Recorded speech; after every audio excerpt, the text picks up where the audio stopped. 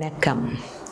அனைத்து மதங்களும் வலியுறுத்துகின்ற ஒரு விடயமாக விரதங்கள் இருக்கின்றது. இந்துக்கள் சில விசேட தினங்களில் அல்லது பண்டிகை நாட்களில் விரதம் இருப்பது வழமையாக இருக்கின்றது. விரதங்கள் பல காரணங்களுக்காக மேற்கொள்ளப்படுகின்றது. இறைவனை திருப்திப்படுத்துவதற்காகவும், நாம் சுய ஒழுங்குக்குள் வருவதற்காகவும், சில சமயங்களில் எதிர்ப்பை தெரிவிப்பதற்கும் விரதங்கள் மேற்கொள்ளப்படுகின்றது. உதாரணத்திற்காக காந்திஜி அந்நிய ஆட்சியை எதிர்த்து விரதம் இருந்தார். விரதத்தை உபவாசம் என்று அழைப்பார்கள். உப என்பது அருகில், வாசம் என்பது வசித்தல்.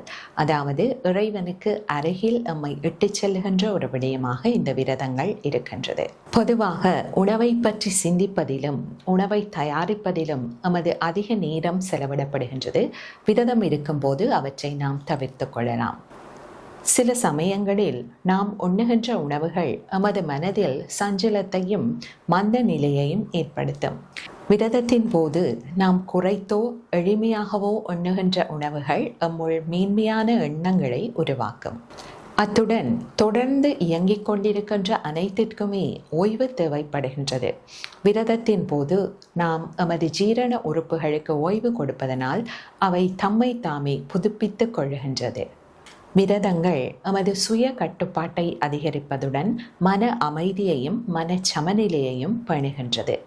விரதம் இருக்கும்போது நாம் கவனிக்க வேண்டிய விடயம், விரதங்கள் நம்மை பலகீனப்படுத்தக்கூடாது. நன்றி.